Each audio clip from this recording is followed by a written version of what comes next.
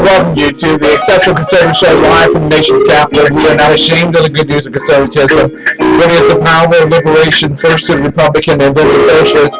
Yours truly at the helm this particular evening. The exceptional one himself, MCCLENTON. Actually, on Thursday nights, we call this New Day Black and Red. And there's a major reason why it is New Day Black and Red. It's because Professor Michael Jones, the underground professor that he is, at undergroundprofessor.us, takes the helm as the host, and I am his peon in chief. Lord bless us. And what we do is that we give not only a constitutional viewpoint, but also a biblically real viewpoint on today's issues. Ladies and gentlemen, I want to focus your attentions on a number of issues at hand. I love those music styles, as you can tell. I'm a little bit distracted there. I love jazz. But tonight, we're going to focus on the fact that the left have made a cognizant effort to destroy America's cities. And part of that destruction comes in the fact that they are creating temples for protection of criminals. Jurisdictional temples, that is. And what we're going to talk about tonight is sanctuary cities. Sanctuary cities, America's left makes jurisdictional temples for the protection of criminals. So glad to have you here. This is something that we needed to talk about, and definitely we'll explore in great detail tonight. The professor will be joining us momentarily. Funk jazz music, I love that. I love that dearly. Ladies and gentlemen, I also want to make you aware of what's happening tomorrow, because I know that Fox News and all the other business channels have basically stated that if we don't pass the Obama reform bill, better known as Ryan Care, if we don't do that, then we all should get underneath our tables and pray there will be a nuclear option. We want you to know right off the bat, first and foremost, here at the Exceptional Conservative Network, that Obamacare is imploding. By October of this year, it will literally be at death's door. Okay, that's the new budget year. Okay, so please, stop it already. Just because, in this particular instance, you don't vote on this bill does not mean that it will stop the implosion. Nor should you vote on a bad bill and approve it with the hopes that it will be corrected in some type of measure in the Senate or reconciliation between the House and Senate. I want to give it up to the chairman, Mark Meadows, Congressman from Republican Congressman from North Carolina, for holding down the fort for the Freedom Caucus. God bless you, sir. You have made this announcement very pure and very true. And the announcement is this. The Trump administration announced this evening that they are demanding a vote up and down, and if it doesn't pass, then to heck with it, we'll move on to tax reform. We got some stuff to talk about tonight, amongst a lot of things. So this is what I want you all to do. You know how we get this party started, and we'll call the professor right after we do this. But we, of course, make certain that our kiddies, our children. Good evening, Dave. I want to talk, Dave, man, what happened in Canada? Wow. Blasphemy to talk about Muhammad, huh? Or talk against Muhammad. Wow. Dave Miller's in the chat room this particular evening. I'm going to talk about some of that, too. What happened in Canada today is an embarrassment to civilization. But, wow, getting started already. Ladies and gentlemen, we take this handy dandy black, yeah, oh yeah, and we lift it up and we do the Pledge of Allegiance to the United States of America. You put your right hand over your heart. For those following us on live stream, we look right over there. It's a big flag. For those who are watching us from Ustream, you can look behind us. There's a flag right there. And also, ladies and gentlemen, if you're listening to us live on SHR, on Red Nation Rising at the 2 a.m. Liberty mark. Thank you so much. Just put your right hand over your heart. Look for a flag. Let's go. Take it away, kiddies. Wow.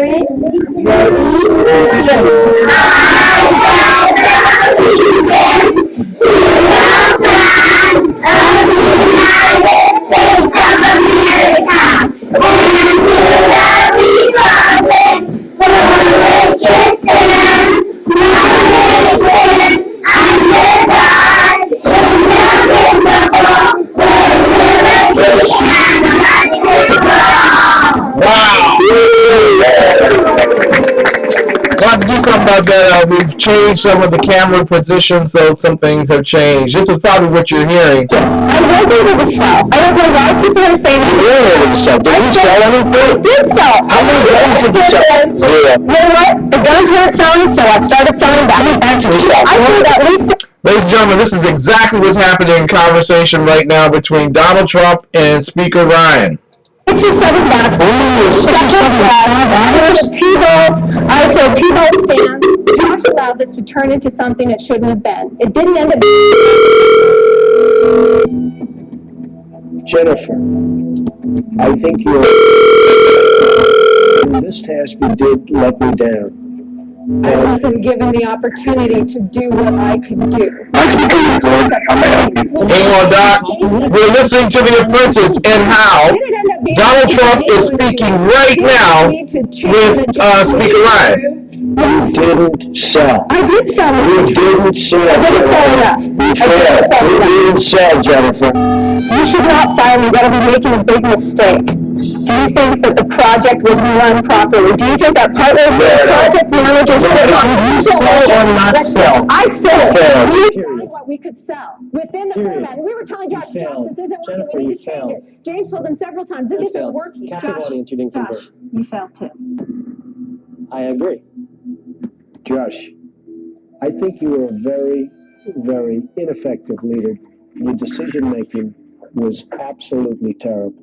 James, you built a batting cage. You took up all this space. Mark, this is a sales task. You didn't sell a single thing. And again, in this boardroom, we've never had a team lose so badly. You're all fired. All 4 are fired. There you go, ladies and gentlemen. Live from the White House, Donald Trump is making it abundantly clear that Speaker Ryan is being set up for slaughter tomorrow. If he holds that vote and he doesn't get the win, the Congress may fire him as Speaker. It's going to happen. Going to happen, people. So, hey. That would be sweet. Trump has come out and said that if the vote does not pass, that he's going to drop the whole issue and let Obamacare stay on the books. There you go. I think that's funny because that's right out of his art of the deal. I don't believe him for a second because that's what he means. But he's seeing it as a threat to the conservatives to pass this thing. Phase 1 anyway, pass it. Mm-hmm. And this is just Trump positioning. So people that are out there and you're getting all upset about things like Trump saying that, don't, because it's all that is the art of the deal. That's it. He's trying to apply pressure. Yeah. He's definitely applying pressure. Yeah. And we're talking right now with that's his job. Yeah, with the professor, the host of New Day Black and Red on Thursday nights on the Exceptional Conservative Network, none other than Professor Michael Jones. And most I like him. He is not only the most popular man in Texas, but certainly the most handsome. At least that's what he's told me. And so I have to believe him. I don't know about the former, but I can't argue the latter.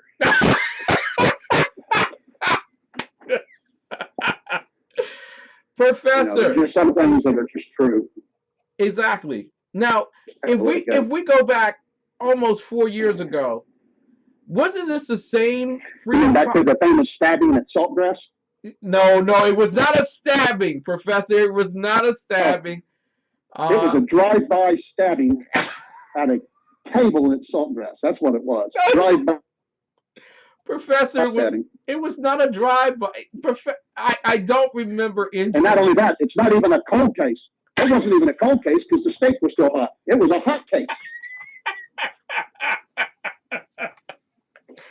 I want you to know I want you to know that the waiter that came over did not act as a witness for you. So you have. Oh, he's too busy administering CPR.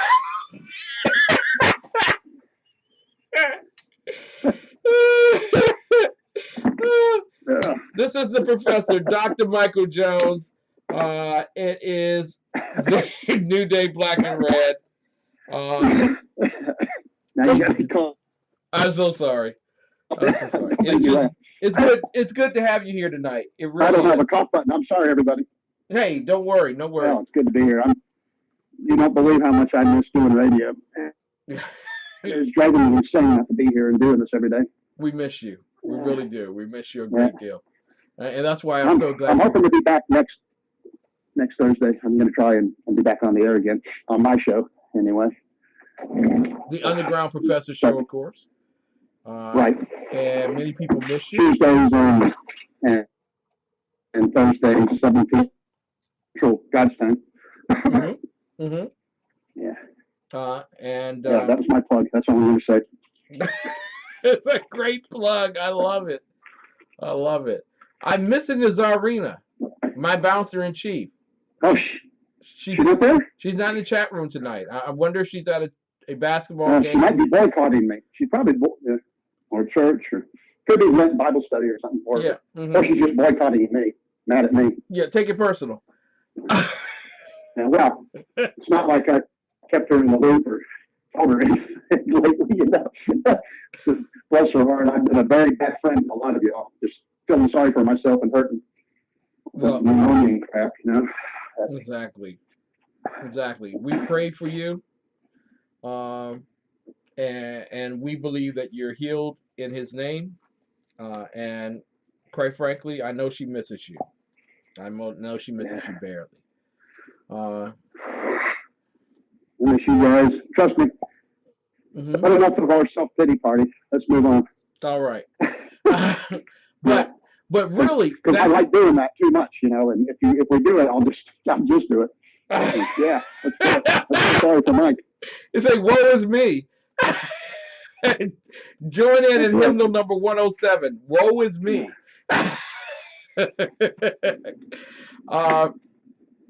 This is a setup by the president because he doesn't like Speaker Ryan.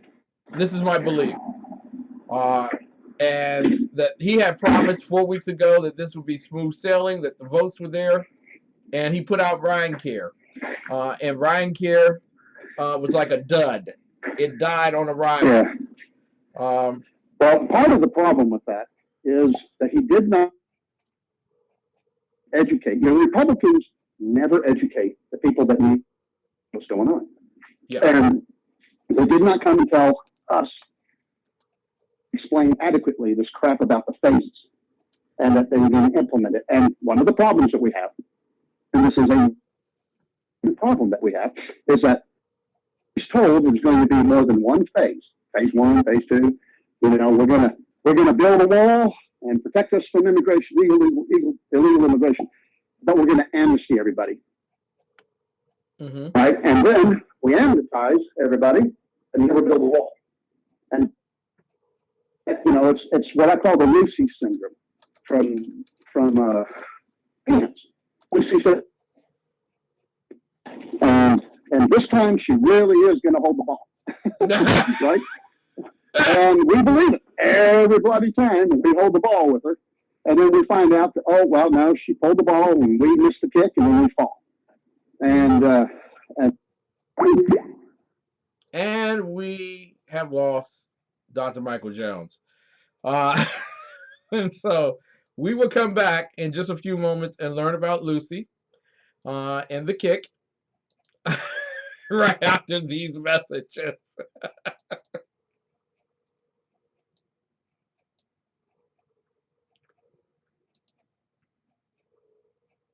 Hi, my name is Willie Lawson of The Willie Lawson Show here on the Exceptional Conservative Network, Monday through Fridays, 9 a.m. They told me that I needed to be humble, but I couldn't figure out how to do it. So I decided to be awesome instead. That's The Willie Lawson Show, Monday through Friday, 9 a.m. here on the Exceptional Conservative Network.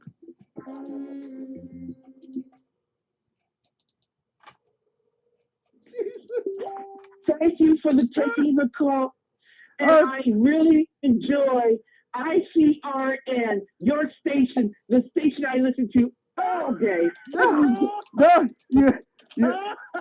Okay, thanks, Dominique, for that. I don't. Meet Jason. He was really excited to start growing his business with social media until he realized how complex and time-consuming social media can be. It's difficult to manage multiple social networks and accounts. It's hard to monitor what's happening on social media, follow discussions, and engage with new followers. It's time-consuming to publish updates throughout the day, track and analyze how effective posts are, respond to fans and followers in a timely manner, and gain new customers. The list seems to go on and on. Jason quickly becomes discouraged. How could he ever do all of this and still run a business? He was ready to give up on social media until he found eClincher, the easiest way to manage social media. Jason was amazed how straightforward and simple it is to use eClincher. With eClincher, Jason is now able to leverage the power of social media without having to dedicate several hours a day. He can easily organize all his social media accounts in one place, efficiently plan and schedule his posts ahead of time, engage with his followers, understand the effectiveness of his efforts with powerful analytics, find new customers, and much more. In order to tell your business's story, simplify the process of managing your social media, and analyze results, sign up with eClincher today.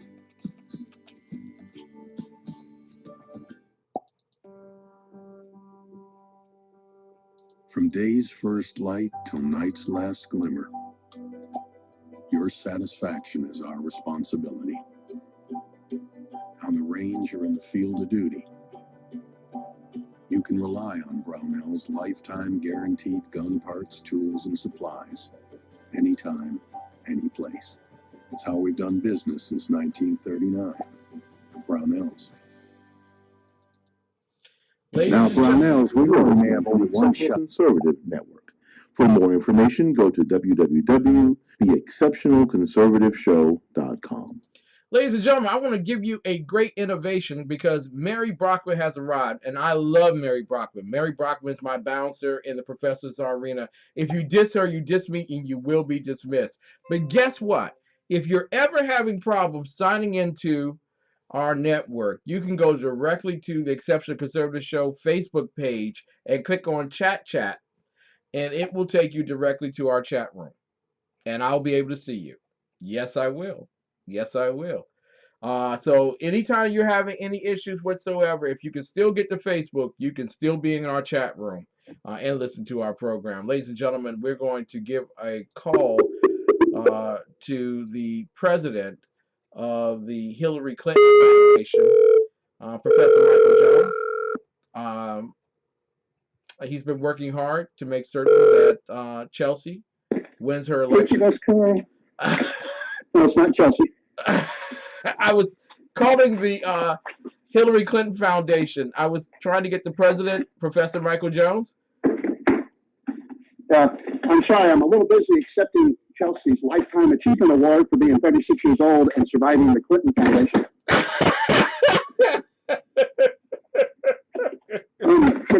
What did she do to get a Lifetime Achievement Award? Look, this is exactly what Hollywood does, okay? They give each other awards, right? Which is why I don't watch these awards anymore, because they're meaningless. You know, it's like what happened with Obama and, you know, giving Joe Biden, you know, the American Freedom Award for, you know, being stupider than Quail. So yeah, who cares about these things? They don't mean anything. Yeah. You know, Wonderdown. Bobby gets a Nobel Peace Prize for peace. But I ask you, have you seen another president that's put us in more war zones and had more people killed? You know, under Obama, more Navy SEALs have died than under any other president. I think all combined, maybe. Could be right about that.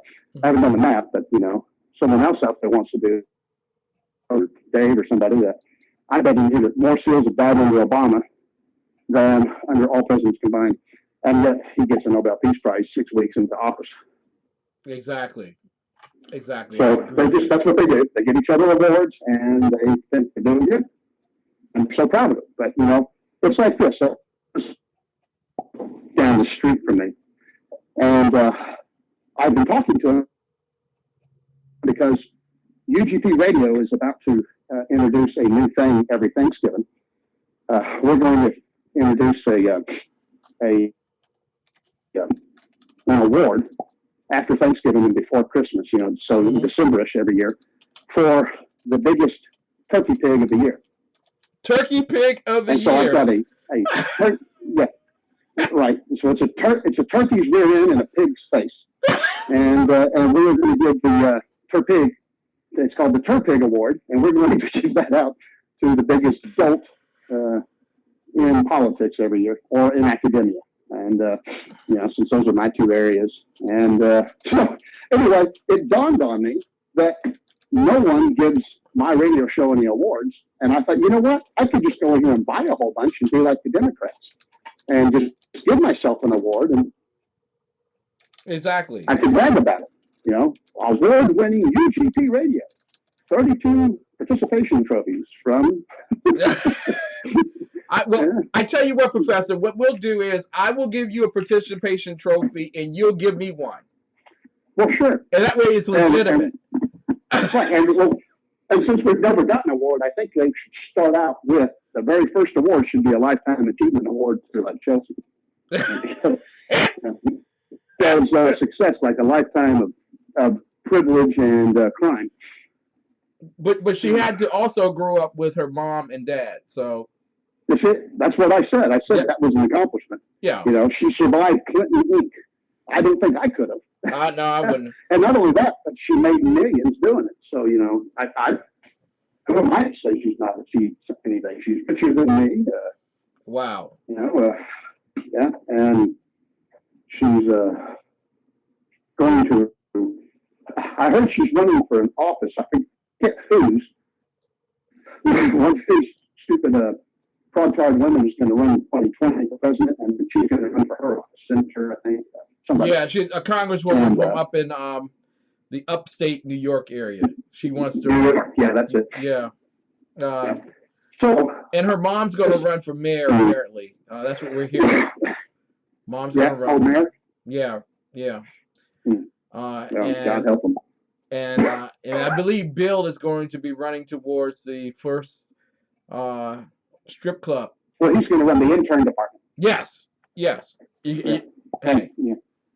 And he's going to fly back and forth between the intern department and then fly down to so for the Bill Clinton presidential library in the South Park. You know who is the person who was the symbol for the NBA? Was it Jerry West? Wilt Chamberlain. It should have been.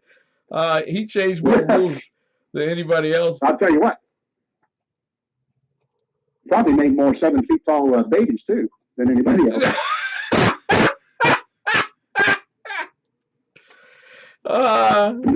There's some white chick with a 7-foot baby right now. It's like, yeah, that's. How'd you have to go home and explain that to Dad? Dad, my baby was 9 pounds and 4 feet long. 4 feet, baby. It came out with a hook shot. 48 inches long and 9 pounds. Nicknamed Big Dipper. Yeah. He's beautiful, but he's orange and black. Yeah. Like a NBA basketball. Jerry West was the symbol of the image on the NBA. The gentleman dribbling the basketball. And as I was thinking of this particular image of someone for the Democrat Party, the Socialist Democrat Party of America, I couldn't think of a better image than Chelsea, because she looks like the image of the donkey. She does. Yeah. But not only could she be the face of the Democrat Party, but she could also be the face of the ASPCA.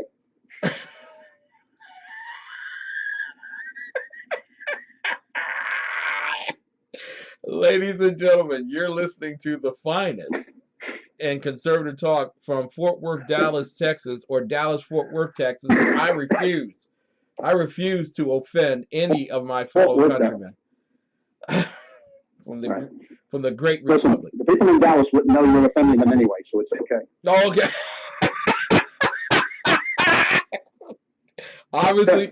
obviously a man from Fort Worth. And that's the professor, Dr. Michael Jones. I am the peon in chief here at the helm, painting his toenails and feeding him grapes. The exceptional one, Kim McClinton. So glad to have you. Grapes. Oh my God, you wanted them peeled too? Ah! Yeah. This is as bad as when all the W's were in the M&M pile. What a debacle that was. All the open mail in the inbox. There you go. Oh no, sorry. All the open mail in the outbox. There you go. That's the way to do it. Yeah. I want to talk with you tonight. Yes, sir. About an issue that is not receiving the attention it deserves. And I want to set this up. For a lot of you all, you might say that this is a bit explicit. So I want to warn you ahead of time. If you would take your children out of the room, or maybe you don't want to listen to the rest of this particular segment. This is worse than talking about Chelsea. Yeah, this is far worse. This is going to go on for about 5 or 10 minutes. Yeah, it's going to go on for about 5 or 10 minutes. So I want to prepare you all that we will go to a break after I read this. And we will come back and we're going to talk about sanctuary cities and how the left has made them temples of protection for criminals. But no, that's not true. Because Chelsea said there's no one out there committing crimes in sanctuary cities. Oh, I'm sorry. I apologize, Chelsea. There are no crimes taking place in sanctuary cities. In fact, if you want to make your city safe, call it a sanctuary place. And it's amazing how the heathen left doesn't have the problem speaking the word sanctuary. Right. All of a sudden, the religious term, right? Sanctuary. The beautiful thing is that they have already stopped using that word in a lot of places, and now places like Dallas is now a welcoming city. A welcoming instead of a sanctuary city. You see, because our governor said, "I'm going to smack you down and cut off all your money if you have a sanctuary city." So they said, "Oh, well, we're not a sanctuary city, then we're a welcoming city. We welcome everybody." Because we're so stupid, we're not going to figure that one out. Okay. Welcoming city. Well, Rockville, Maryland is also a welcoming city. And bear with me for a few moments. Rockville, Maryland is a welcoming city. It has been fighting to I don't know anything in Maryland was welcoming. Except for the Treasury. They don't mind taking your wealth. They welcome your wallets. But the District Court of Maryland for Montgomery County, Rockville, released, or at least someone got a copy of this police report and released it. And I'm going to read it to you. The location of the court address. We need to let everybody know that it's getting graphic. Yeah, it's going to be very graphic, people. I'm letting you all know that right now. It is going to be very graphic. Please take your children out of the room. You're not going to want to hear this, or at least your children should not want to. You should want to talk with them about this before you let them hear this. And it's District Court Case 6D00365-742. The defendant is Jose O. Montano. Jose O. Montano. This is how the probable cause statement is delivered regarding the arrest of Jose O. Montano. Speaking of sanctuary cities. It begins with his penis from victim blank vagina. Montano and Sanchez William switched positions. Montano sat down on the toilet and in front of victim A. We'll call her victim A because I'm not going to go read that whole thing. Victim A observed blood on Montano's penis. Victim A stated she was on her menstrual cycle. Montano took victim A head and forced his penis inside her mouth, forcing oral sex. Montano held the back of the victim's head, victim A's head. At the same time, Sanchez William, and this was the 18-year-old involved in this case, penetrated victim A anus with his penis and forced anal intercourse with victim A. Then Sanchez Million pulled out and penetrated victim A vagina with his penis. Sanchez Million forced vaginal intercourse with victim A. Sanchez Million held onto victim A hands against her waist while he forced anal and vaginal intercourse. Victim A repeatedly said to stop. Now I want you to imagine a girl's voice saying stop with tears flowing from her eyes. I go back to the statement. They heard the door. Sanchez Million left and Montano told victim A to be quiet. Montano also put his hand over victim A's mouth to keep her quiet. Sanchez Million returned. Montano and Sanchez Million talked to each other again in Spanish. Sanchez Million gave victim A his jacket and put it over her head. They act like bodyguards and walk out of the bathroom. Then Montano and Sanchez Million leave. Victim A entered girl's bathroom. When victim A exited the girl's bathroom, she saw Montano and Sanchez Million returning towards her. These two were coming back for her. Victim A dropped Sanchez Million's jacket on a railing and left the area to go to class, where she told staff. On March 16, 2017, Montano was interviewed, at which time he denied having any sexual contact with victim A. Montano stated they went into the bathroom to tell jokes.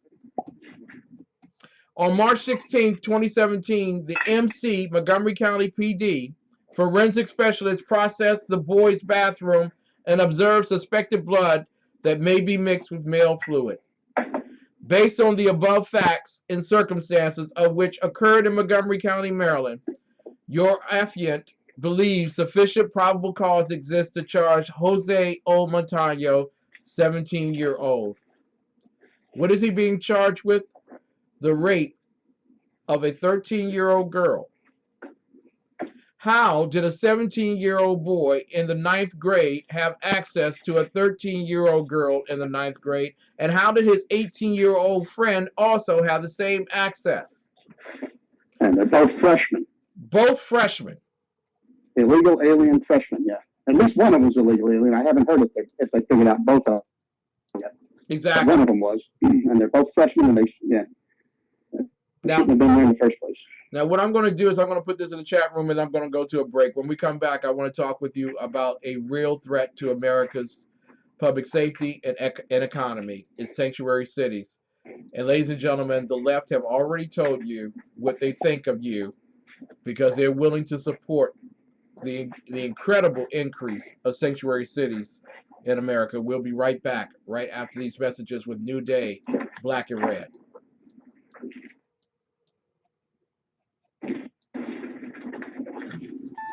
Human by race, Christian by faith, American by nationality, conservative by choice. It's Reverend Ralph Chittums, the right guy, on the Exceptional Conservative Network from 4:05 to 6 p.m.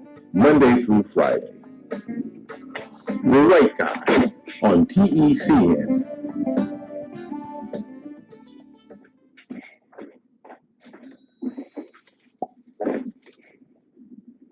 Money Talk with Melanie is a lively discussion of global, domestic, and kitchen table financial topics.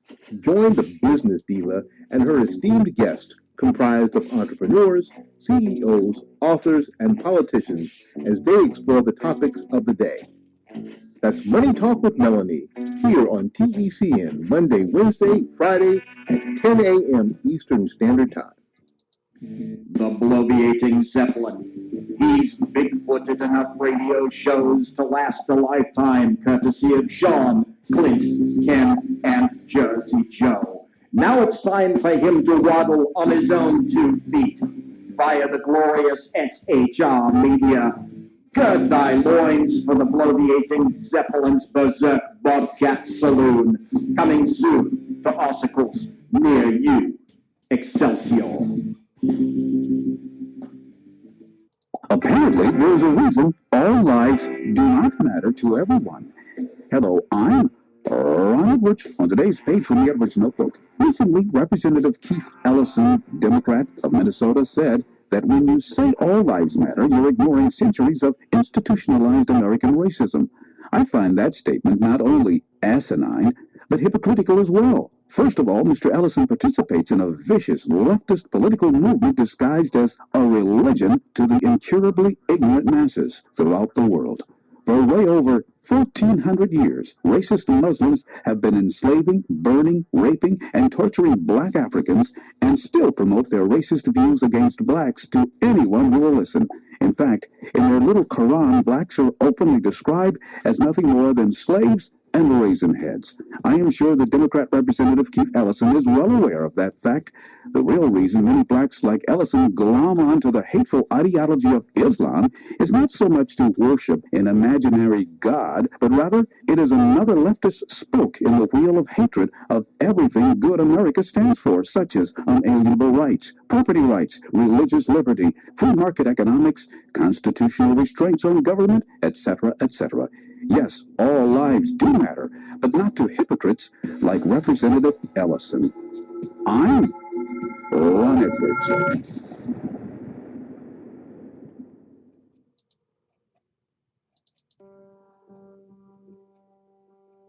From day's first light till night's last glimmer, your satisfaction is our responsibility. On the range or in the field of duty, you can rely on Brownell's lifetime guaranteed gun parts, tools, and supplies. Anytime, any place. It's how we've done business since 1939. Brownell's. It's a love story like no other. From God's heart to yours. And for 30 years, it's been at the heart of every book, Bible, CD, gift, and resource from ChristianBook.com. Over 500,000 products, always at the very best value. ChristianBook.com. Everything Christian. Because it's our story, too. Good morning. I'm Michael So what do you Wright. think about ebooks? And I'm Maybe Shannon you've Wright. never read an ebook Okay, before, folks, but you're that's not considering how it goes. I think I'm Shannon and I you're think so. Michael. Yeah. Okay. We are The Right Way with Shannon and Mike. Join us from 7 to 9 a.m. Eastern Time Live on SHR Media, and on TECN. where we'll be talking about all kinds of things. From sports and politics To food and entertainment, to money family, and anything else in between. community, holidays, all kinds of things. It'll be great. Join us from 7 to 9 a.m. Eastern Time. Ladies and gentlemen, I want to welcome you back to New Day Black and Red Live from Fort Worth, Dallas, Texas, or Dallas, Fort Worth, Texas, with the professor, Dr. Michael Jones, underground professor at undergroundprofessor.us. And again, the exceptional one, his peon-in-chief, Ken McClelton, on the Exceptional Conservative Network, also live on SHR Media and being replayed on SHR, forgive me, on Red Nation Rising. Everybody, you there? On Liberty Channel at 2 a.m. in the morning. Also, want to thank the good people at Ustream and Livestream for carrying us as well. Ken? Yes, sir. Are you there? All right. We are experiencing technical difficulties with the phone this evening. But I want to bring your attention to, and we will call the professor back momentarily. A heinous act took place in Rockville, Maryland. And that act took place on the 16th of March, where a 13-year-old black girl was sexually assaulted. And that's being kind, and that's being real generous. This little girl will never be the same. Never be the same.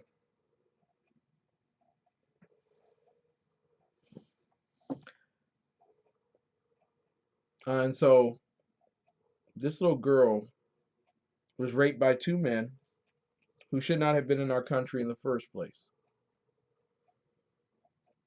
And at the same time in our country, there are people who are fighting to welcome those individuals into our country.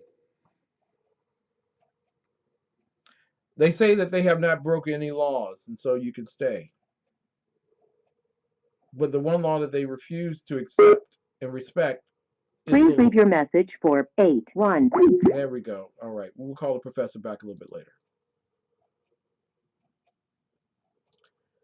In fact, we'll call him in the second hour. Sanctuary cities are dangerous.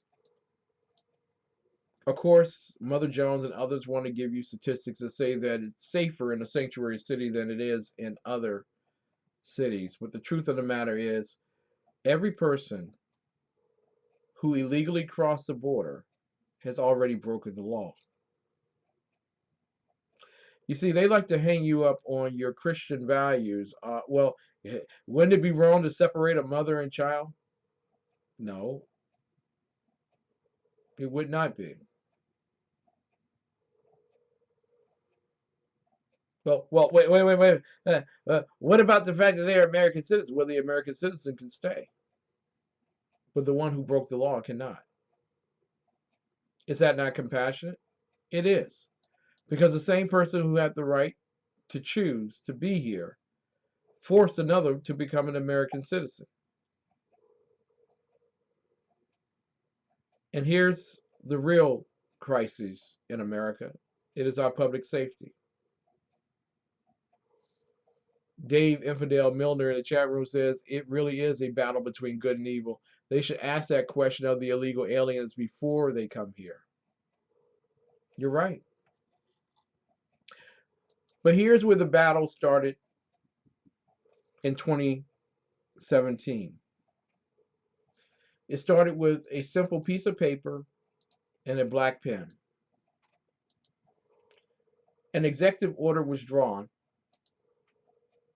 and in that executive order, a president began to put America first. And what that president wrote in this piece, this executive order, were the following words. By the authority vested in me as president by the Constitution, remember that, the Constitution, which is the law of the land, the last time I checked.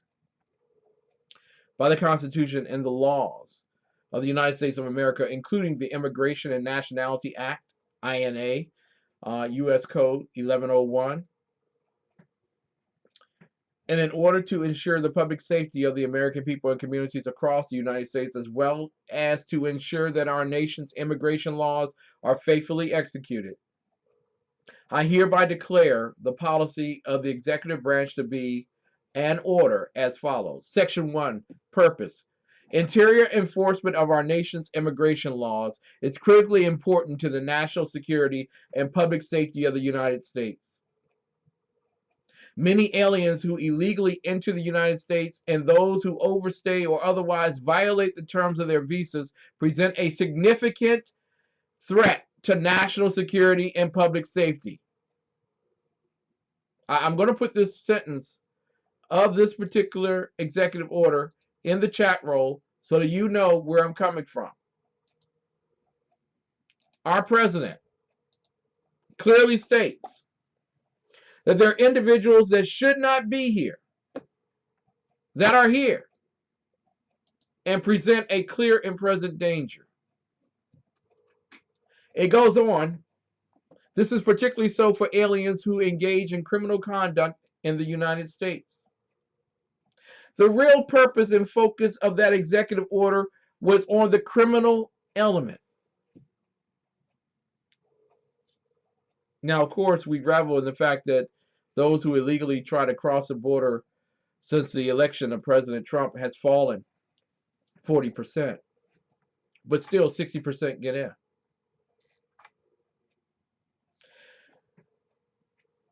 He goes on to write, sanctuary jurisdictions across the United States willfully violate federal law in an attempt to shield aliens from removal from the United States. These jurisdictions have caused immeasurable harm to the American people and to the very fabric of our republic. We are a republic. We're not a democracy. He goes on in this particular executive order to count the cost. Tens of thousands of removable aliens have been released into communities across the country solely because their home countries refuse to accept their repatriation. Many of these aliens are criminals who have served time in our federal, state, and local jails. I'm going to repeat that to you, because I don't know about you. Someone come to your home and mess the place up. I don't know how kind and gingerly you would be about inviting them back for another tour of duty to your home. But according to the executive order, many of those aliens are criminals who have served time in our federal, state, and local jails.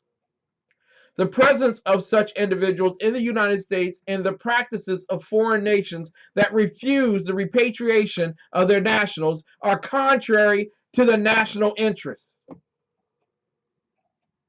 Although federal immigration law provides a framework for federal-state partnerships in enforcing our immigration laws to ensure the removal of aliens who have no right to be in the United States, the federal government has failed to discharge its basic sovereign responsibility. America failed that 13-year-old girl. Mind you, this is what you're not hearing in the news, which is actual fact regarding that 13-year-old girl. She was black.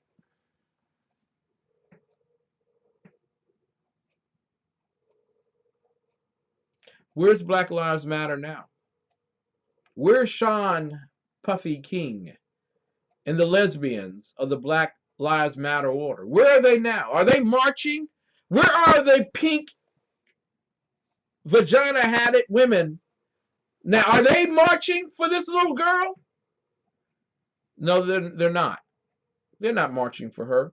In fact, let me go to evidence A. This reported in the Daily Caller, and I put it in the chat room for your purview. Rockville considers declaring itself a sanctuary city amid immigrant rape scandal, even though a 9-year-old black girl was raped by 2 illegal aliens. They still are moving forward with making Rockville a sanctuary city. Let me just say that maybe it's because she was black. Yeah, I think there may be a racial component here. Maybe because she was a black girl, maybe she wanted it that way. Maybe she was leading them on. You know how them girls are. But dare I say that if it was maybe one of the social elite, one of their children, would there not be a barnstorming around the country? Maybe not. Because remember last night I talked about the elite of Montgomery County. They're liberal enough to allow all menaces, but conservative enough to make certain that you don't touch them.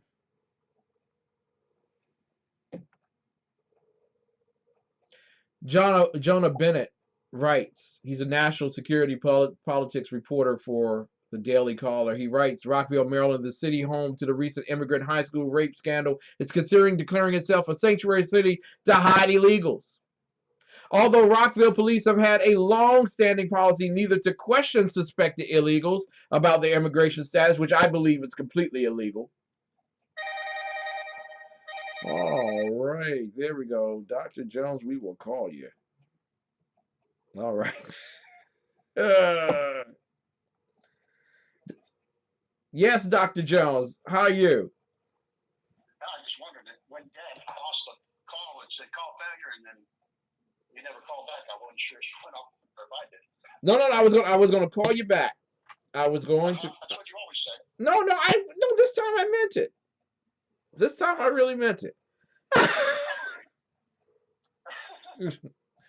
Okay. Yes, we are on the air at this moment. Let me give you a phone call back at this number, and that way they can hear you better. Okay. All right, bye. Okay, great. All right. Let me conclude this by saying, although Rockville police have had a long-standing policy neither to question suspected illegals about their immigration status or to cooperate with federal immigration authorities, the city is now considering the process of formalizing that informal standard by becoming a sanctuary city. When we come back in the second hour of our program, we will bring back the professor, but we will also talk about Berkeley, and Berkeley being the first sanctuary city back in 1971 that was created to protect illegal aliens that were Vietnam War veterans. They always wrap it in the flag.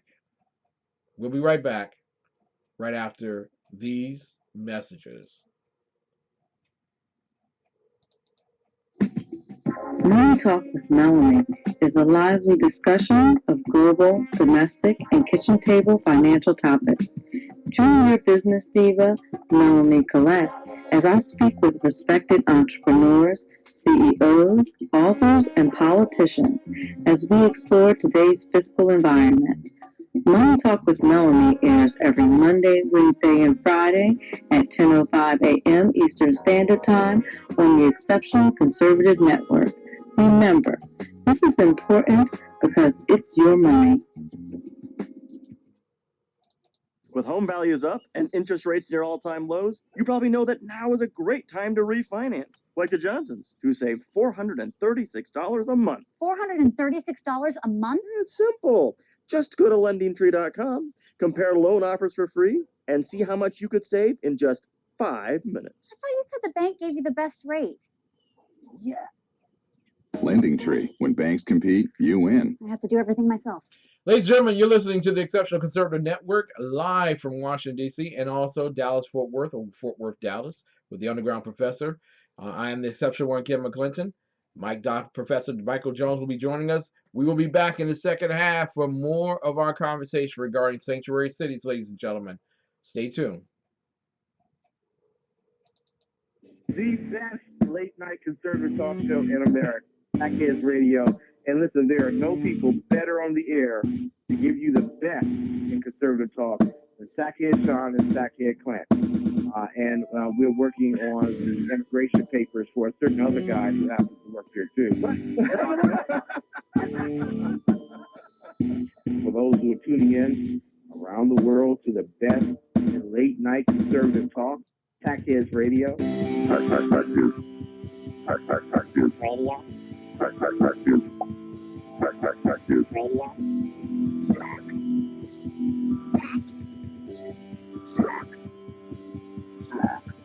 The best late night conservative talk show in America. In America.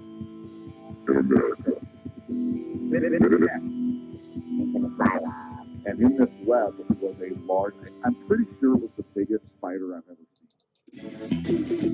From the warfront to the streets of our nation's capital, men of faith, Dr. Michael Jones, the Underground Professor, and Kenneth McClinton, the Exceptional Conservative, bring both constitutional gravitas and spiritual perspective on today's issues to the most influential Christian urban talk show, 9:05 p.m. Eastern, Thursdays. It's a new day on New Day, Black and Red.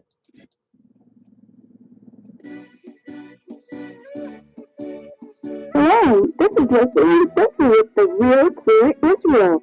Join me every Sunday morning at 10:05 Eastern Time on the Exceptional Conservative Network, where we'll be discussing Israel with guests from Israel and around the world. That's the Real Clear Israel, 10:05 Sunday on the Exceptional Conservative Network.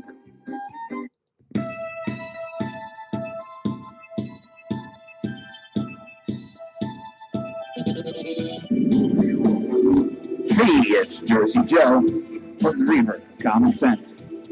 You can catch me every Wednesday night, 8 p.m. Eastern Standard Time on shrmedia.com. That's every Wednesday night, 8 p.m. Eastern Standard Time, shrmedia.com. Hi, my name is Willie Lawson of The Willie Lawson Show here on the Exceptional Conservative Network, Monday through Fridays, 9 a.m. They told me that I needed to be humble, but I couldn't figure out how to do it. So I decided to be awesome instead. That's The Willie Lawson Show, Monday through Friday, 9 a.m. here on the Exceptional Conservative Network. Power brokers use corrupt politicians, deceptive Islam, and lies from establishment media to turn the once shining city on a hill into the city of the blind. What do the elites fear? One man with a cane. I'm Dave Milner.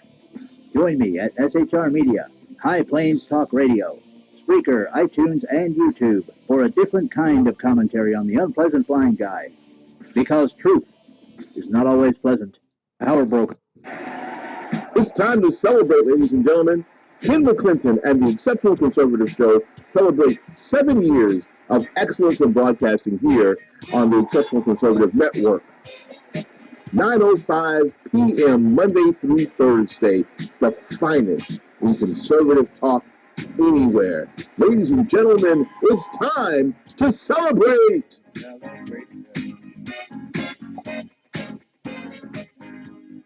Ladies and gentlemen, we welcome you back to New Day Black and Red, live from the nation's capital, Washington, D.C., and also from Dallas, Fort Worth, or Fort Worth, Dallas, wherever that cowboy country is. And we forgive people who root for the Cowboys. And there is a repentance that you have before you go to hell. So just want to let you all know that. But the Professor, Dr. Michael Jones, will be joining us in just a few seconds here. We are giving him another phone call at this hour. Professor Dr. Michael Jones. He is the underground professor at undergroundprofessor.us. Mississippi to Mississippi. Let's see how this works out. We're talking about sanctuary cities tonight, ladies and gentlemen. And how ninth grade black girl can be raped in a sanctuary city, and you don't hear the Black Lives Matter movement. You don't hear any Democrats railing against this. No. In fact, they wish that she would just shut up and go away so that they can make their city a sanctuary city. We are with tonight Dr. Michael Jones, underground professor, professor extraordinaire. And we want to thank everybody in our chat roll. Before I turn over to the professor here, I want to thank the lovely Claudia Cheek for being in our chat roll. How beautiful and brilliant she is. Dave Milner, how beautiful and brilliant he is too. Oh, I just love it. Oh my gosh. He's just so cute. And Willie Lawson. This is like an accumulation of beautiful people. Beautiful people, all the beautiful people in this chat room. And of course, the lovely and vivacious Mary Brockman, who is my bouncer. If you diss her, you diss me, you will be dismissed. There you go. Professor? So the Czarina showed up after all. Yes, she I told did. you she was boycotting me. When she found out I was up there, she came back on. She did. She was here while you were on the air. The Czarina loves you. She loves you, Professor. She adores you. Well, if it wasn't for the Czarina, we wouldn't have a show. So yeah, that's true. Both of us. There you go. Both of us. And not just us. There's a few people out there that the Czarina has, been the biggest cheerleader for to keep us going. You know who actually deserves the Chelsea Lifetime Achievement Award? It's Mary Brockman. Mary. Yeah, it's Mary Brockman. Mary. Mm-hmm. Yeah. Wasn't that a TV show? Mary Brockman. Mary Brockman. I think it was. It came on at 9 o'clock when I was supposed to go to bed. Yeah. Well, I understood that you would put your shoulder blade shoes on and go sit in your bed and watch Archie Bunker. I loved Archie. To be honest, I loved the early Archie Bunker. I didn't like the latter Archie Bunker. I really liked when it started getting politically correct. Yeah, when he had the little girl that he was taking care of, it just got cheesy. You know what I'm saying? Yeah, weird. Got weird. Yeah. Yeah. Exactly. It's like, why bother?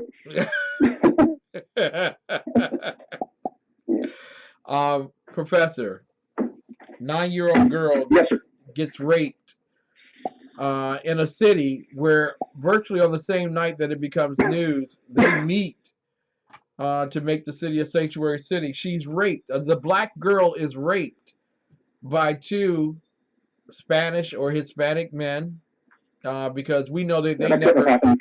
Yeah, they don't. Black Lives Matter. That wouldn't have happened. Yeah, exactly. Sure. Yeah. And we're even getting word that the superintendent of the Montgomery County schools blames her. Well, why not? You know, we're moving towards Sharia compliance, and it's the woman's fault she gets raped. So I see that. That's not a very big stretch. Mm-hmm. Did she have 4 witnesses? Yeah, exactly. The 2 that witnessed for it, they took care of her. Claudia Cheek corrects me. Right, they were the rapists, right? So that doesn't count. Exactly, that doesn't count. Claudia Cheek corrects me. She's not 13, she's 14. 14-year-old 9th grader. I was going to say, I thought she was a 14-year-old, 9th grader, and they were 17 and 18-year-old 9th graders, which they should have been in some kind of alternative magnet school and not a mainstream school. They should have been moved over because they were illegal and they weren't up to speed with our school system. And so they put them in the grade that they were intellectually capable of doing. And this is what we're bringing into our country, is the degenerate idiots that can't survive in their own corrupt country. And the best and the brightest aren't fleeing here, like we're trying to make us believe. This is the worst, the refuge, the huddled masses. And of course, our politically correct public education system tries to make everybody think that that's what the Statue of Liberty is calling for. Yeah, and it didn't. It didn't at all. Right. What it means is, in a simple nutshell, because we can get into this on another show, but to put it in Cliff Note version, what it means is that no matter how bad off you are in your country, you come to America and you can have the dream. If you work hard and you become an American and you learn the language, you can be a success, and your kids will certainly be a success. They will be every bit as well off as any American that's lived here 20 years, and had kids. Their kids will be the same status and the same advantages. But these are not assimilating.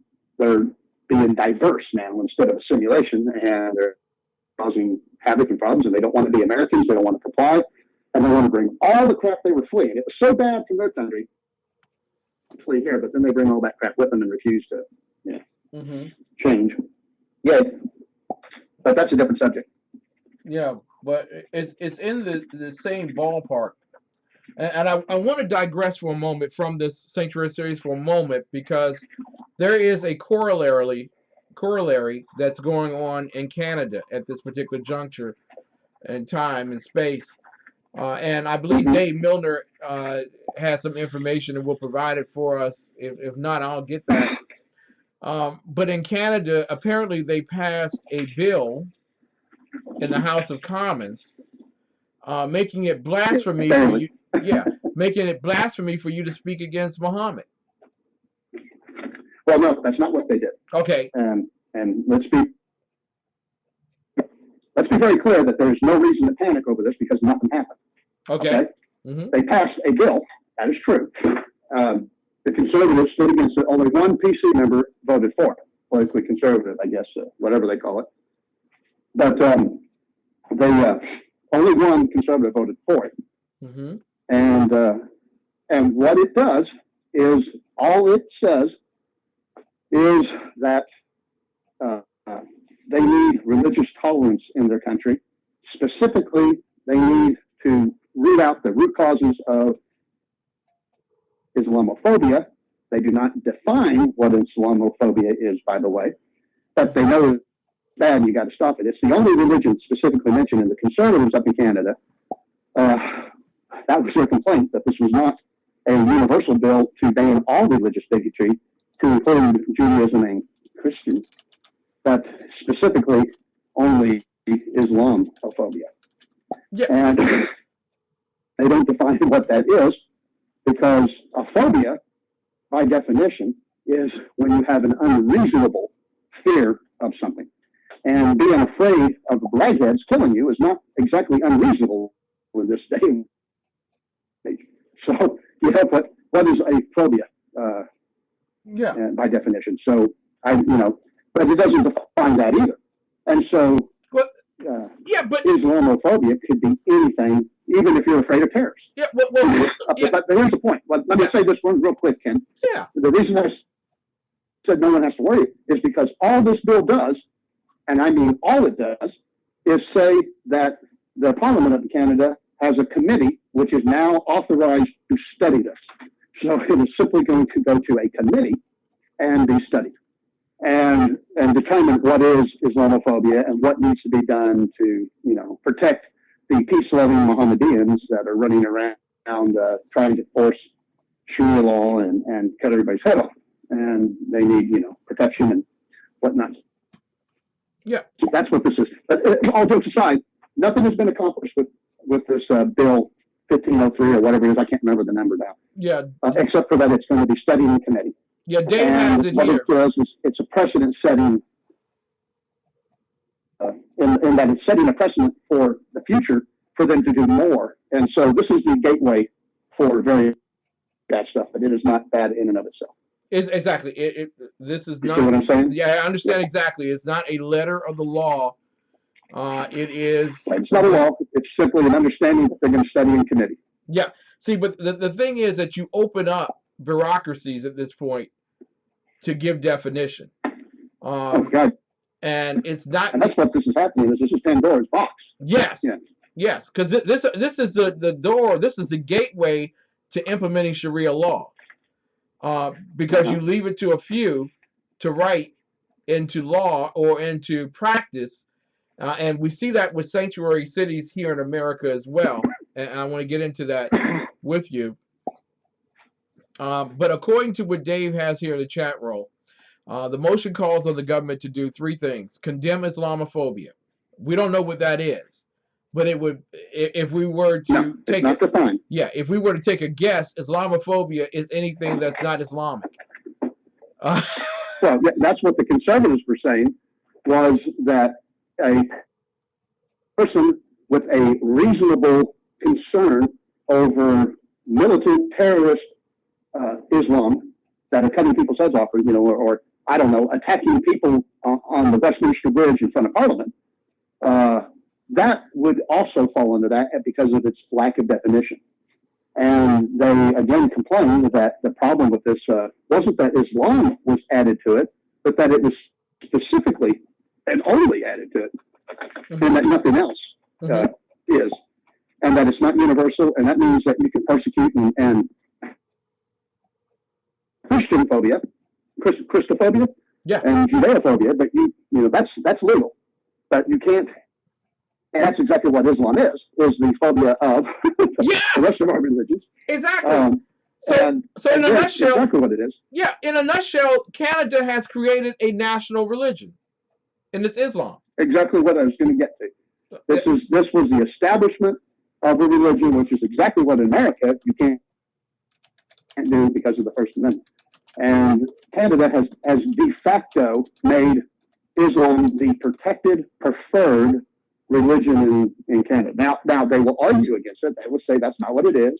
But I ask you, if a duck quacks and smells and poos like a duck, then what is it? It's a duck. Doesn't matter what you call it, anything else. It's what it is they're protecting Islam, and if you protect a religion specifically over all others, then you've endorsed it. This is no different than Henry VIII establishing Anglicanism. Yes. Exactly. Now, let me go on to finish reading. My God, that professor is brilliant. You are. I love him. That's why you're on the air with me, because I'm just a peon at your feet, and I hope that you. And like I make this stuff up as I go, you know. Listen, according to the ruling, the motion calls for condemning Islamophobia and all forms of systemic, racism and religious discrimination. So I guess there won't be any slaves in Canada. Well, until Sharia law, because then that's legal again. Exactly. And let's not forget this, Ken, that in Arab, the word for slave is the same word for black. Yes, it is. Yes, it is indeed. Yep. So for all you Black Lives Matter Muslims running around, you're slaves. You're a slave. You're a slave. You're no better than Prince. Yep. You might as well cut it into cut it into your little beard there, so you can let them all know. Also, the number 2 is to quell the increasing public climate of hate and fear. And then the last one here is to compel the Commons Heritage Committee to develop a government-wide approach for reducing or eliminating systemic racism and religious discrimination, including Islamophobia. I don't care what anyone says, Canada has now become a Muslim nation. Right there. Yes. Now, you see, the argument by the moderates was that sentence provides protection for all religions, okay? And that they felt that this needed to go one step further and point out that this current crisis is encompassing Islamophobia, because it's unreasonable to be afraid of Muslims. And I would like to see what happens when they go to court and they try to use the reasonable man defense of what is a phobia, what is reasonable, and what is not. Mm-hmm. Because I would argue that it is not reasonable to, for instance, I would say that it is unreasonable not to fear Islam in this current crisis. Mm-hmm. And so if you are ignoring it, it's like those people who, it's like the Chamberlains from England who, thought they were going to have peace in their time with Hitler. Yeah. Right? Mm-hmm. And this is what we got going on here, is we got these people that think that they're appeasing these guys and that they're going to love us and that everything's going to be hunky-dory. And because we're, on their side, they're going to love us and they're going to, start complying and how to live in our countries. Canada is not very different from America in lifestyle and expectation and, life expectancy and, and things you can get. The only difference is it's clean and everybody's more polite. Yeah. But, and I think that's kind of funny, is that the country that's known for its excessive politeness feels like it has not been polite enough to its Islamic immigrants. Exactly. And that they need to specifically, do this. I just don't get that. That blows my mind. But what the heck? Wow. Ladies and gentlemen, we'll be back right after these messages. This is doing nothing. We'll be right back right after these messages. We'll come right back to you, Professor. We're talking about Canada becoming a Muslim nation. We'll be right back right after these messages. And can I say this real quick? Yeah, go ahead. They did this when Cal Fritzy left. Yeah. They didn't do it until Cal left. Yeah, exactly. Cal, you got to go back home. We'll be right back. Hi, my name is Willie Lawson of The Willie Lawson Show here on the Exceptional Conservative Network, Monday through Friday, 9 a.m. They told me that I needed to be humble, but I couldn't figure out how to do it. So I decided to be awesome instead. That's The Willie Lawson Show, Monday through Friday, 9 a.m. here on the Exceptional Conservative Network.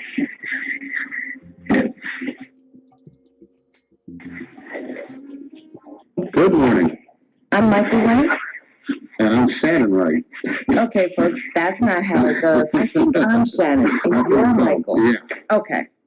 We are The Right Way with Shannon and Mike.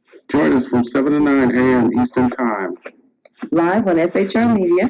And on TECN. Where we'll be talking about all kinds of things. From sports and politics. To food and entertainment. To money. Family. and anything else in between. Community, holidays, all kinds of things. It'll be great. Join us from 7 to 9 a.m. Eastern Time. It's time to celebrate, ladies and gentlemen. Ken McClinton and the Exceptional Conservative Show celebrate 7 years of excellence in broadcasting here on the Exceptional Conservative Network. 9:05 p.m. Monday through Thursday, the finest in conservative talk anywhere. Ladies and gentlemen, it's time to celebrate.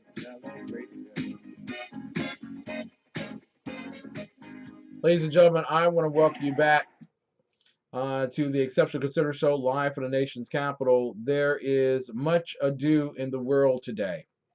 And what a lot of people are not recognizing or committing to is the simple fact that we are watching our nation fall little by little, thanks to the political correctness of those who are on the left, who are instrumental in creating institutions in which, perchance, if you happen to cross the border illegally, you have gotten the lotto ticket and you're eligible for food stamps and welfare and a few other things.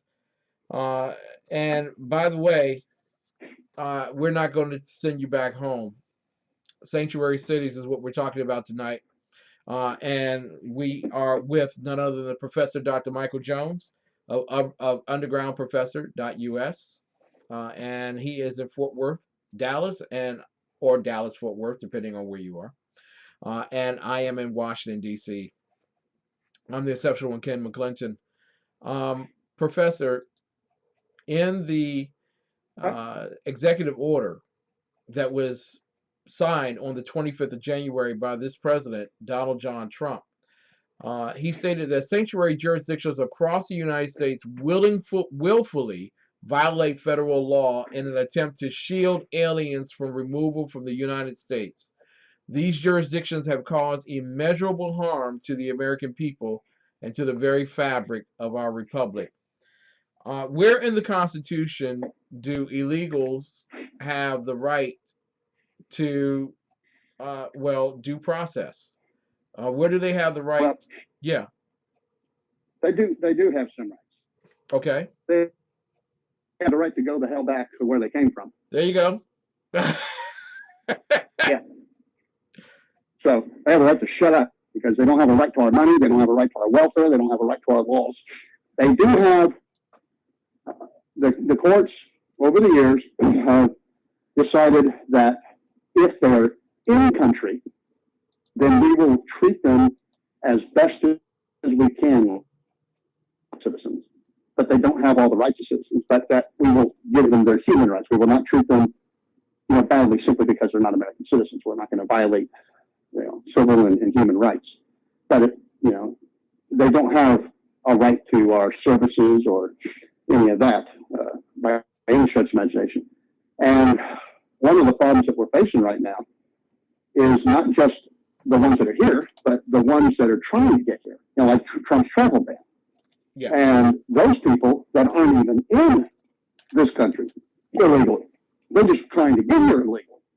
They have even less claim to rights. And the courts have ruled that if you're not in this country on terra firma, United States, that you do have, in fact, no rights. Mm-hmm. There's no obligation to help you or protect you. You don't have a right to see our embassy. You don't have a right to be on our consulate grounds. You don't have a right to passage to America. There is no right to come here. Mm-hmm. It's a privilege. It always has been a privilege. Mm-hmm.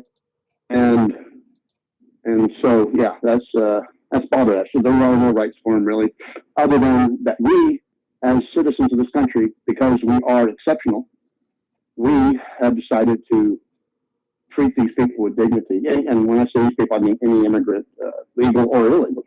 Yeah. And that's think about this. Mm-hmm.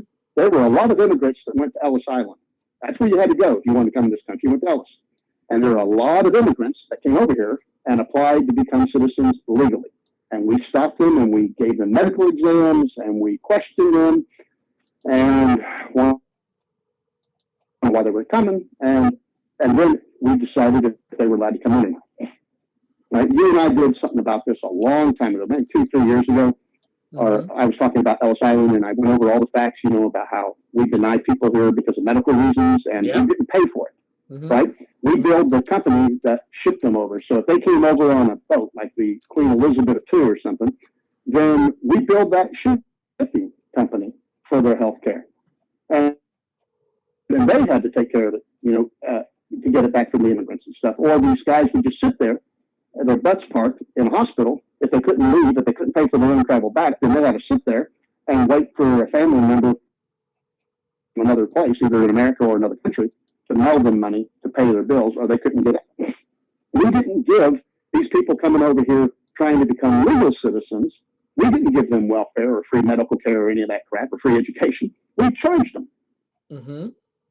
Now, I ask you, if that's, and I ask you this sincerely, if that's what we did with people that were coming over here legally to come into the country, then why are we giving discounted tuition and sanctuary status and ignoring the fact that they're breaking our laws by coming here, breaking our laws by stealing Social Security numbers, breaking our laws by jobs that Americans can't have because they're taking them and they're undercutting our pay and driving wages down and affecting the tax base of this country, meaning that people who do work and make money have to provide more to maintain the same level of services, or we have to borrow money from the Chinese.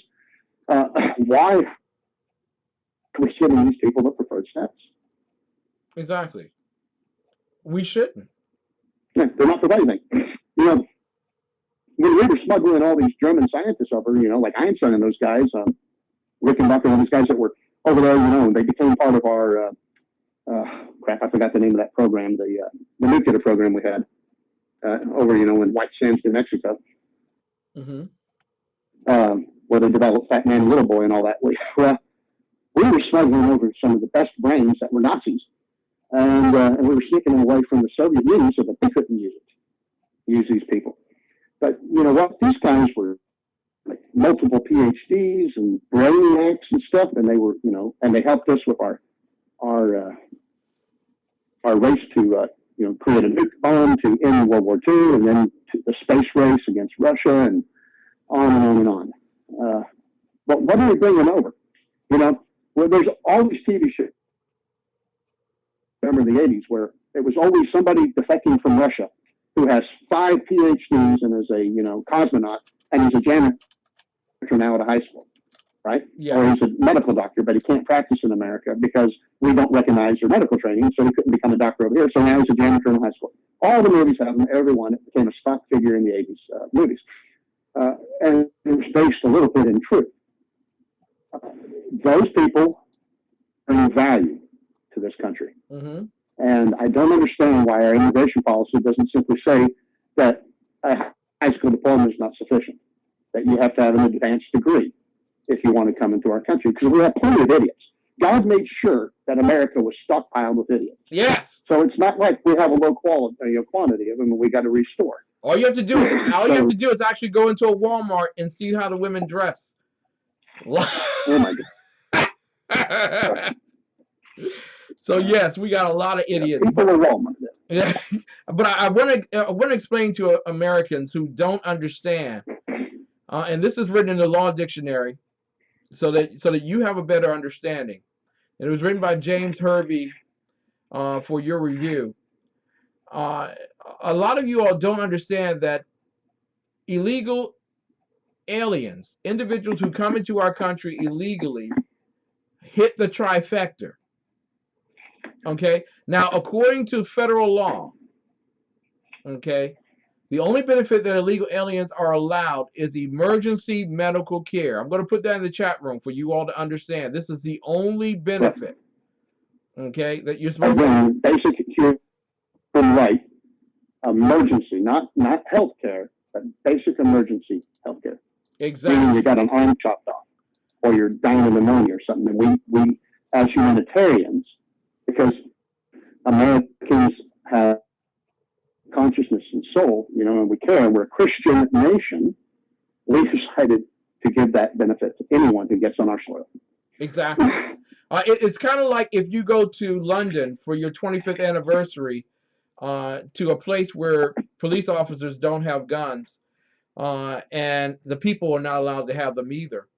And some derelict misogynistic, evil jihadist decides he's going to take his car and drive it up on the street, killing one person, injuring the other, and those two happen to be Americans who were celebrating their 25th wedding anniversary, and then get out of his car and kills a police officer and two others, on his way to being shot to death for the glory of Muhammad.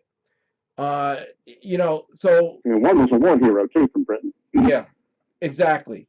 So you have a politically correct society that says, and I believe the mayor of London made it abundantly clear that that British citizens should get used to jihadism every single day, because it's here and it's coming. Well, when you elect a raghead as a mayor, you might as well expect that which side he's coming on. Exactly. So this is what you got going on there, and that's what they like to import here. And they're getting a whole lot of help from our northern. I mean, if there's a border that needs a wall right now, it ain't Mexico, it's Canada. No. Because or better yet, I would like to see us wall off New Mexico and Oklahoma and Arkansas. You can have the West. It's yours. You can have it. Y'all keep it. Just let Texas alone. Exactly. Now, for those who are following along at home, we're talking about sanctuary cities tonight, and we talked about the 14-year-old girl in the 9th grade in a Rockville high school, a freshman, who was raped by an 18-year-old and a 17-year-old freshman who should not have been allowed in this country to begin with. In the same city, on the same night that the rape took place, there were arguments before the city council about making Rockville a sanctuary city. California is fighting right now to become a sanctuary state. Oregon is fighting right now to become a sanctuary state. The District of Columbia's mayor has bold-facedly gone before the President of the United States and said, even though we are a district of the U.S. Congress, screw you, we're going to remain a sanctuary city. Mayor Bill de Blasio says boldly to the President Trump at Trump Towers, we're going to remain a sanctuary city. What is sanctuary cities? If I was the speaker of that. Yes. That would have ended right then. I would have called a session and we would have shut off Washington, D.C.'s money. Yeah. All the money Washington, D.C. gets comes through Congress.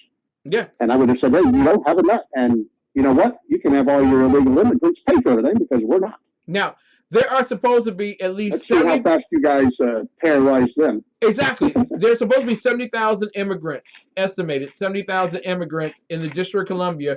25,000 of those happen to be undocumented. I like the way they use the term undocumented. They're actually illegally here. They stay beyond their visas. Undocumented Democrats. Exactly. Great voting bloc, would you say. Now, just because illegal aliens are not legally entitled to these benefits does not mean they do not apply for them.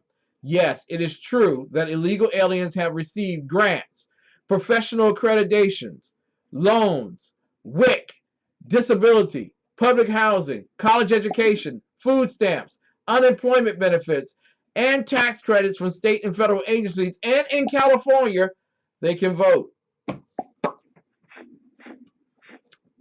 Where did we go wrong, sir? Yep. Where did we go wrong? The first person who says, I'm a progressive, we didn't shoot. Yep. There you go. That's where we went wrong. Where we get wrong is that too many of us conservatives, that we just couldn't believe that anybody could actually hate a system where you get to, choose for yourself and make your own choices. And it just didn't make any sense. We couldn't believe that we would actually have presidents who hated the country or wanted to radically reform it into, a more socialistic one.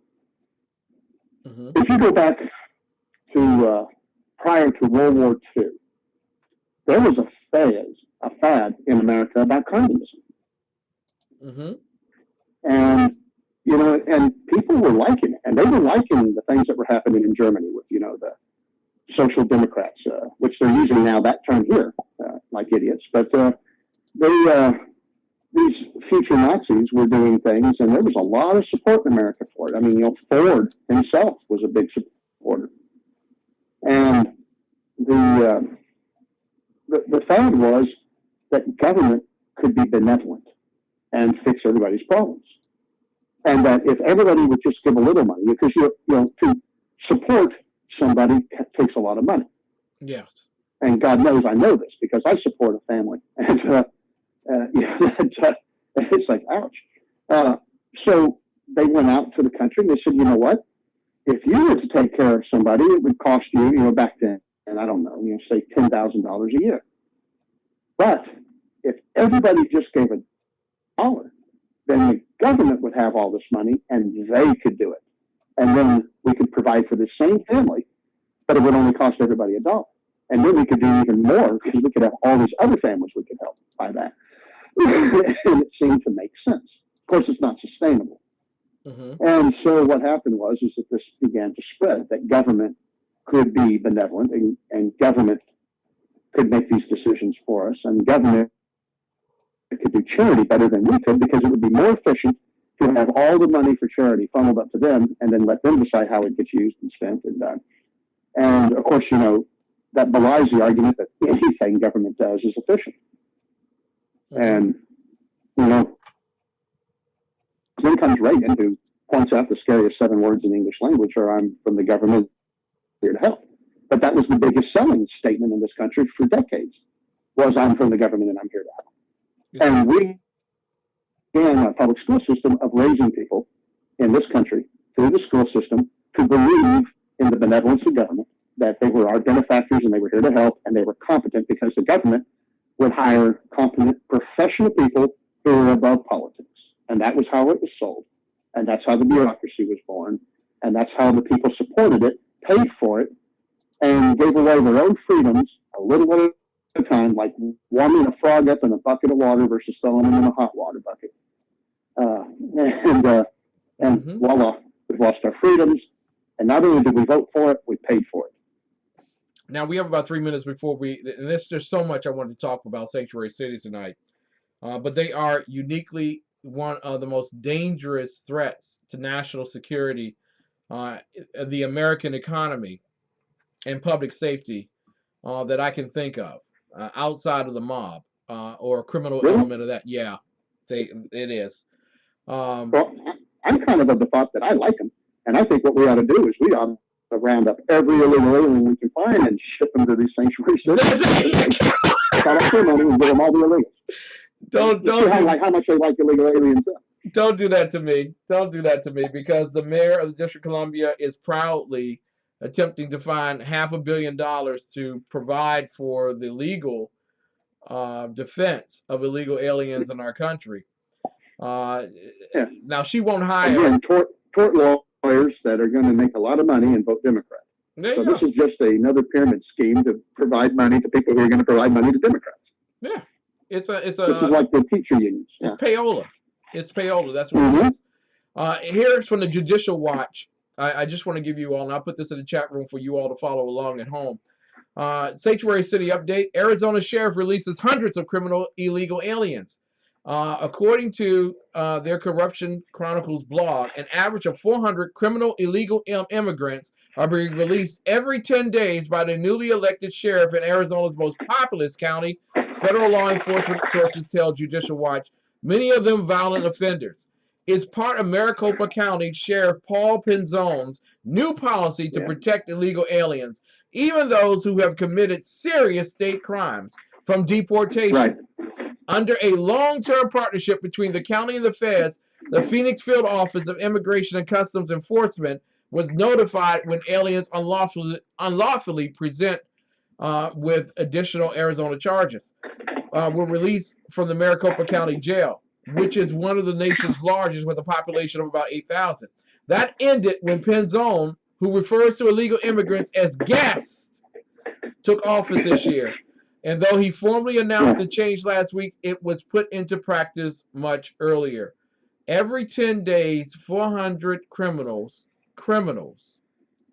illegal immigrants are released from Maricopa County. Can you believe that? And forget the illegal part. Just take the race and the illegal and all the buzzwords out of it. Just the fact that 400 hardened criminals every 10 days are released should scare the crap out of you. It doesn't matter your politics. No. These guys are bad. They're recidivists, and they have not changed. They're not going to be good. They're not going to be model citizens. They're going to go into your school and rape your girls, your daughters. That's who we're releasing, these kind of people. And so if you take the politics out of it, why would anyone support this? Okay? Why would you be excited over releasing bad guys back into the system? Ladies and gentlemen, we just want you to understand tonight, just in summary, before we take our final break for no more commercials for the evening, but also to transition to the spiritual viewpoint on sanctuary cities, which is being perverted by the left, and Christians ought to be appalled at what the left is doing with creating temples for criminals. Yes. Called cities. Literally, Canada has, in a de facto manner, chosen Islam as its national religion. You have a 9th grader who's age 14 who has been raped by a 17 and 18-year-old, brutally, and I mean viciously raped, in a bathroom stall, yes, in a high school, in the early morning when there should have been. That's what happened. Yeah. Yeah, I'm sorry, I didn't mean to interrupt you. Yeah. If you read what happened, and you read it all, because I know you didn't. Yeah. And had they done it, they would have had, people would just be flummoxed over the brutality of that rape. This, you know, it's like, what could have caused this? And why did we want these kind of people in our country? Exactly.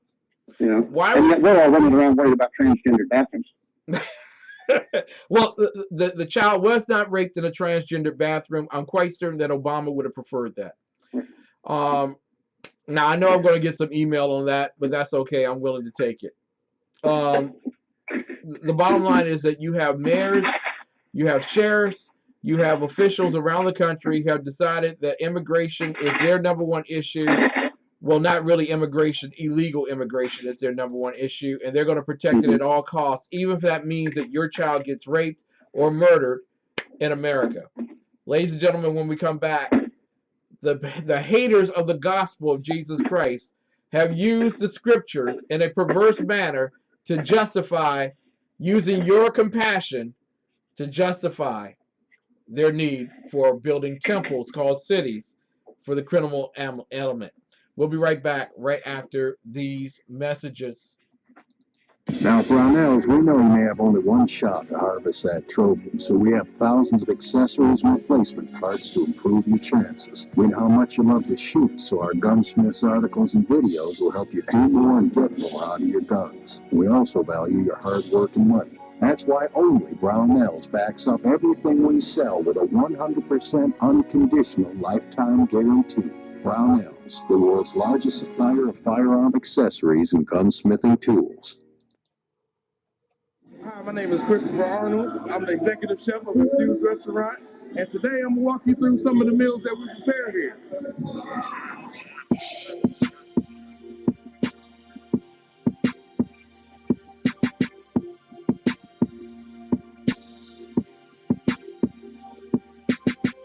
We're making a pizza. We use French Italian sausage that we cook here and slice it up.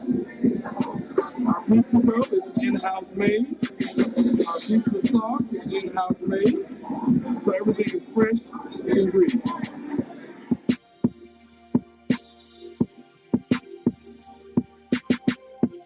This is our Thai curry chicken. The sauce is made with coconut milk and a Thai red curry. It is juicy chicken thighs as well as some mixed vegetables, served with jasmine rice and pita bread. So now we're going to prepare our famous blackened tilapia and grits, our fish and grits on the menu.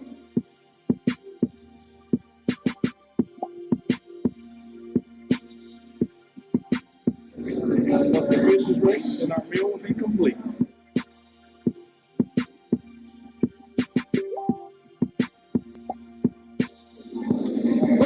about our infused heat burgers. We kick the spice up just a little bit with our infused sauce. We start off with 80/20 USDA round chuck hand patty burgers, like half a pound of burgers, and we're gonna grill it to perfection.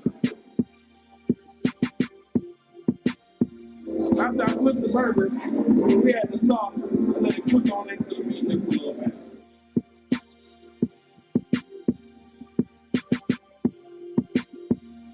We're gonna add a little bit of pepper jack cheese to this burger to spice it up a bit.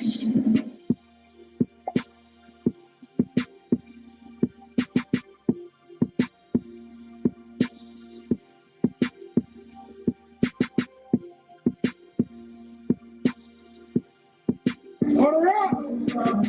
Ladies and gentlemen, 6339 Allentown Road, Temple Hills, Maryland is the place you need to be this weekend. It is the best food in America, the best food for eating. Infused restaurant outside of Sawgrass and destroying another man's meal. But definitely 6339 Allentown Road, Temple Hills, Maryland. Infused restaurant is the place to be. Ladies and gentlemen, also want to encourage you after this particular program, this wonderful program, to stay tuned and shrmedia.com for Berserk Bobcat Saloon. Berserk Bobcat Saloon. Yes, Sir Mark, the Blow-Eating Zeppelin will be on the air at 11 p.m. Eastern Time, so you be there. You can turn to the front page of the Exceptional Conservative Show if you do not wish to leave and listen to it live as well. Professor, I want to give you the opportunity to say goodnight to everybody. Good night, everybody.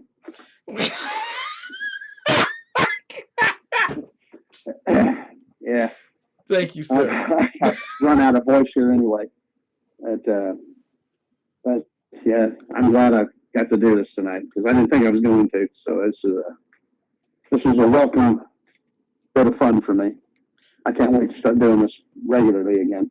And it's certainly like the world's not sitting there waiting for us to come back and do it, is it? It's I remember some people were like, "What are you going to do if Trump wins? You don't have anything to talk about." Oh my God!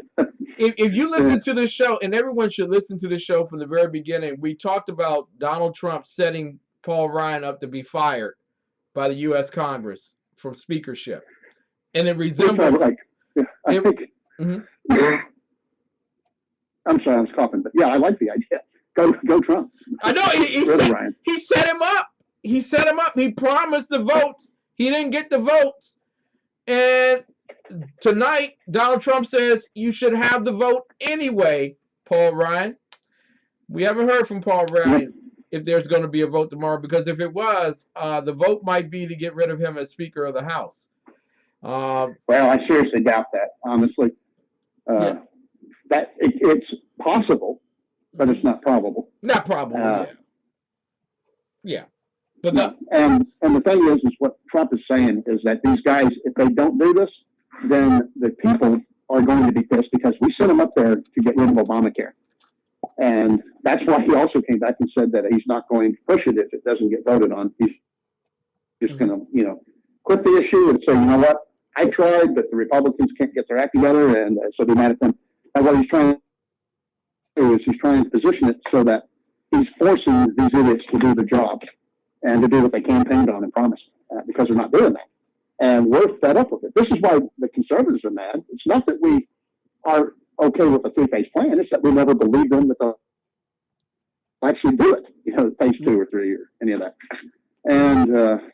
And so, yeah, so I like that idea that he's doing that. I think it's good, and I think it's time. Exactly. Listen, Mary says Willie is just too chatty. We miss Willie from the chat room. He just left.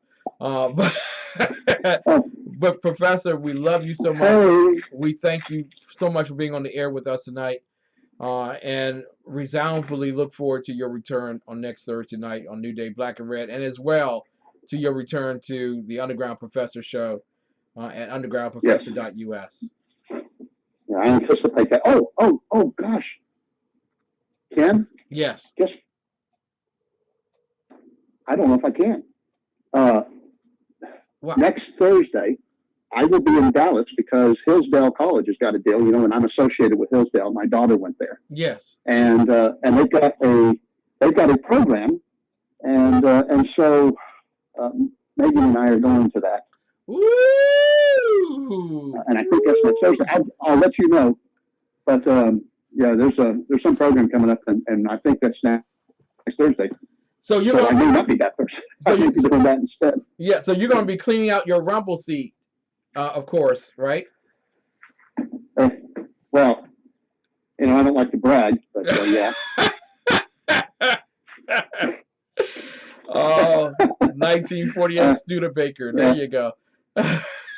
The baby making machine. Listen, Dave Milner says before you go, sir, make sure that you get some interviews there when you go on Thursday. Yeah, that's a good idea. Yeah, that's a good idea. Thank you. I will. I'll see if I can get Larry Arn to come on the show too. That would be awesome. The president of Hillsdale. Oh man, I want him to sponsor my show, so I'm going to see if I can get that too. But that may be harder to get, but I will certainly do that. And then the next time on the following Thursday, I will of course report everything that was done and said. Awesome. Let you guys know about that. How's that sound? That sounds great. All right, and I'll get back to you tomorrow and make sure that. Oh wait, you know what? I've got a card right in front of me. Hold on, I can tell you right now. Thursday, March 30th. Is that next Thursday? Yes. Thursday, March the 30th. Okay. Now I don't want to alarm you, but there may be hookers there because it says at 6 p.m. there are hors d'oeuvres. And they're receiving them. There's a big reception, a hors d'oeuvre reception. So, as long as you receive them, because Dallas is I'm bringing Megan. Yeah, keep me out of trouble. Exactly, but Dallas is a welcoming center. It's no longer a sanctuary city. It's a welcome. Sure. Yeah, so I can understand. Welcoming city. Yeah. So anyway, that's what I'll be doing. Oh goodness, we're going to get in trouble talking about that. I know we will. I know we will. God bless you, sir. Have a wonderful, wonderful evening. We love you dearly. Hey, one thing I want to say, and this is important. Yes. I want to thank everybody that said prayers for me for my pneumonia and everything, because I was feeling like crap.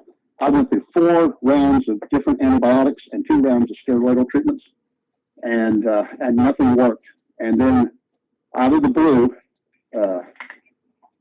literally out of the blue, it was like a veil had just been lifted. And I'm pretty sure that was the reception of prayer and a healing action through the Holy Spirit, and that only comes from people who pray for their loved ones. And I just wanted to say thank you for everybody for doing that for me, and that it worked. Wow. God bless you, sir. Thanks. Yeah. We love you, Professor, with all our hearts. I love you guys too. Good night, everybody. Good night, sir. That is the Professor, Dr. Michael Jones, who we dearly love, who is the host of New Day Black and Red, a show that gives you not only a biblical but also a constitutional point of view on the issues of the day. We've been talking about sanctuary cities. We've been talking about so many issues during the course of this particular show. And we're in the final moments here, about 4 minutes before we switch on over to SHR Media, shrmedia.com, for Berserk Bobcat Saloon. It is saloon, not salon. Berserk Bobcat Saloon tonight, 11 p.m. Eastern Time. Sir Mark the Bloviating Zeppelin will be in gear. Listen, ladies and gentlemen, let me just make this very quick because I'm going to run out of time. I'm not going to have enough time to really do this review. But in the Bible, there was a pronouncement that sanctuary cities were to be created. They were to be created by the priestly code. Okay? And under those particular regulations, there were certain cities that would act as a refuge to take in those, a perpetrator who had been taken from the city and put on trial. And if the trial found that the perpetrator was innocent of murder, then the perpetrator had to be returned under guard to the city in which they had claimed asylum. The law code treats blood money as an unacceptable device that would compound the crime, insisting the atonement can only be made by blood. See, there was an eye for an eye, a tooth for a tooth, a death for a death. And if someone were to be killed and someone charged with that particular murder, they could go as a perceived perpetrator to the sanctuary city until they were considered innocent of the murder. Once they were found innocent, they were released back to the city of their fear. It was done for two particular purposes. One, it was to eliminate the risk of crime in a city. You see, in a society, there is law and order. The execution of the law requires that the people have a peaceful existence such that they can support due order. However, it was also done for another thing. It was to resist the mob mentality from taking hold of people. You see, the priests would be considered king or leader of the city, and if a man came for solace and for asylum, he would receive it without fear of retribution. Now, things changed in the Deuteronomic code, and there was a pronouncement that if one was found guilty of murder, they could be protected in certain cities of refuge. And that was to keep them from being an avenger. So when you look at the scriptures, and you can go back to Numbers chapter 35, where they go into an immense amount of discussion, the Lord to the Levites and the priests, in terms of how to establish these particular cities.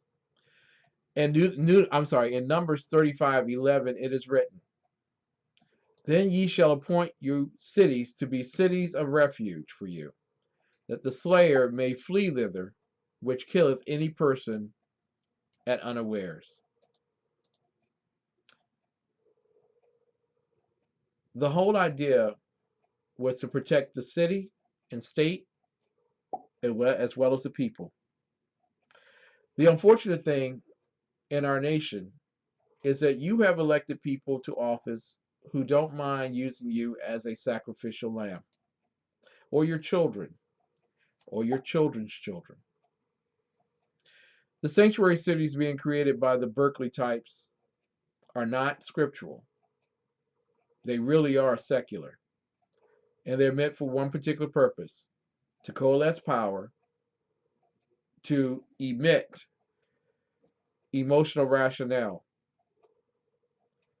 and to torment you and me. Pick up your phone tomorrow. Call your senator and your congressman. So the next thing that they work on is the end of sanctuary cities in America. Ladies and gentlemen, without fear or trepidation, I want to say to you, God bless America. It's now time for America to bless God. I want y'all to have a wonderful evening, and I want y'all to tune into SHR Media live starting now. Good night and God bless.